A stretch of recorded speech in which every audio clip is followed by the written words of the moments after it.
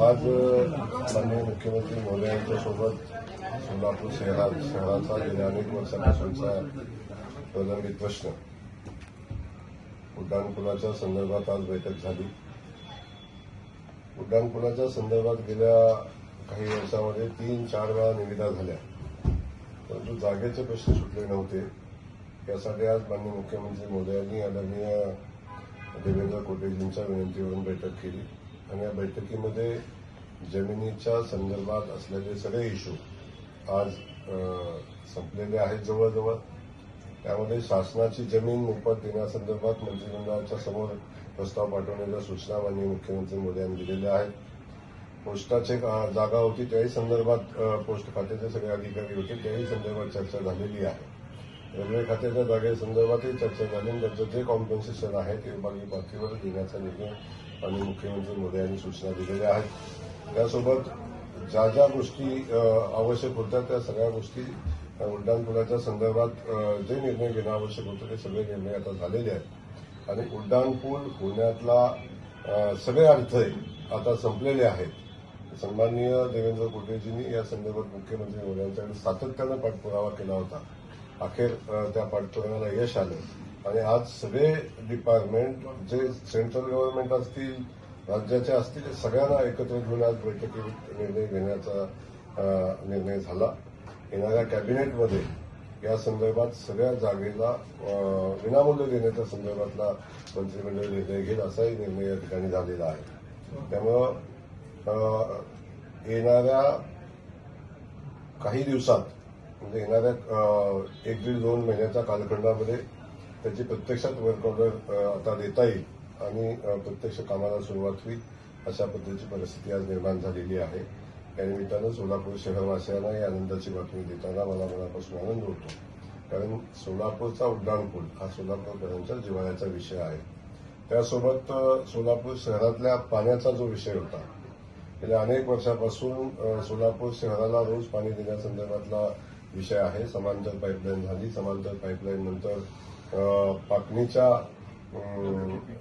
WTP प्लॅन्टचा जो विषय होता त्याही संदर्भात आता राज्याचे सगळे अडथळे संपलेले आहेत। राज्यातनं प्रस्ताव सेंट्रल गव्हर्नमेंटला पाठवलेला आहे, लवकरच त्यालाही मान्यता येईल आणि तोही विषय मार्गी लागेल। परंतु सगळ्यात महत्वाचा विषय जो सोलापूर शहराच्या दृष्टीने महत्वाचा आहे, दुहेरी पाईपलाईनचं पाणी आलं तरी सुद्धा शहरातल्या इंटरनल पाईपलाईनची व्यवस्था जोपर्यंत आपण बदलत नाही तोपर्यंत शहराला रोज पाणी देणं शक्य नाही।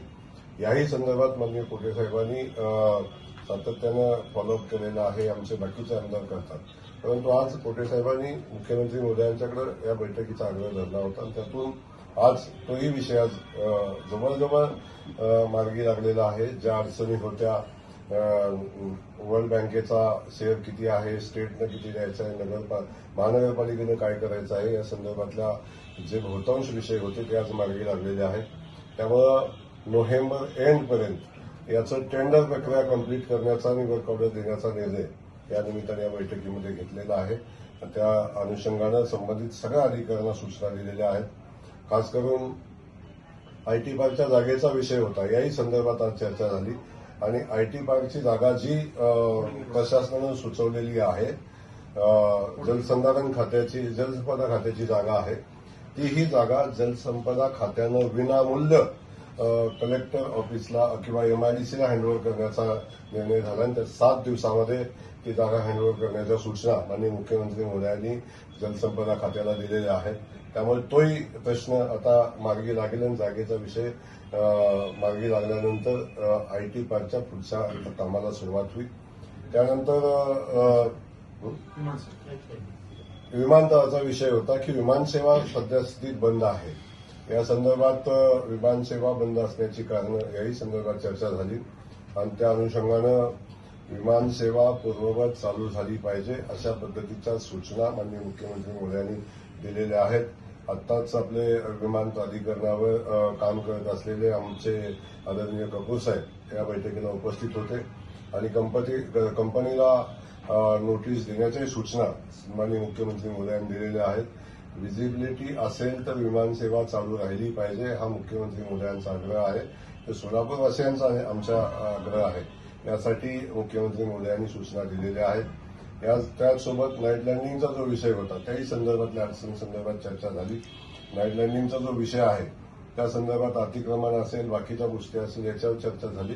त्यासोबत बोरामणी एअरपोर्टच्या उभारणी संदर्भात काय करता येईल याही संदर्भात सविस्तर चर्चा झाली आणि या सगळ्या विषय तातडीनं कसे मार्गी लागतील या संदर्भात माननीय मुख्यमंत्री महोदयांनी सूचना दिलेल्या आहेत.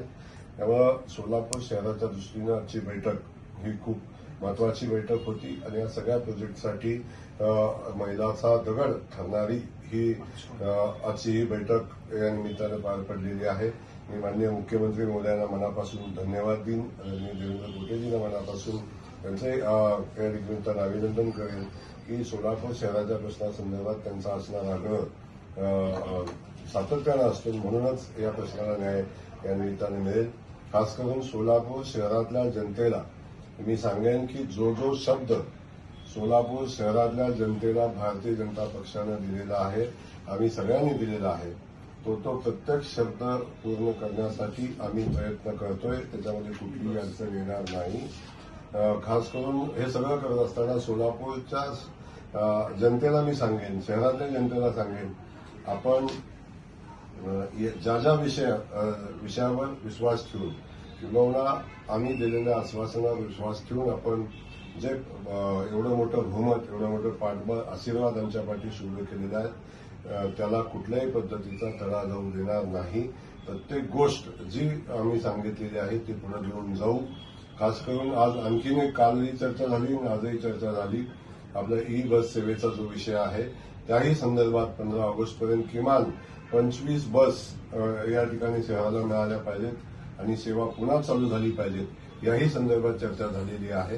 त्यामुळे बहुतांश विषय आता मार्गी लागलेले आहेत, काही पाईपलाईनमध्ये आहेत, काही भविष्यामध्ये मार्गी लागतील, पण त्यासाठी लागणारी पूर्वतयारी करण्याच्या सगळ्या सूचना माननीय मुख्यमंत्री महोदयांनी दिलेल्या आहेत. मी पुन्हा एकदा माननीय मुख्यमंत्री महोदयांना मनापासून धन्यवाद देईन आणि सोलापूरच्या जनतेला आश्वस्त करेन की आम्ही कायम आपल्या सेवेत राहू.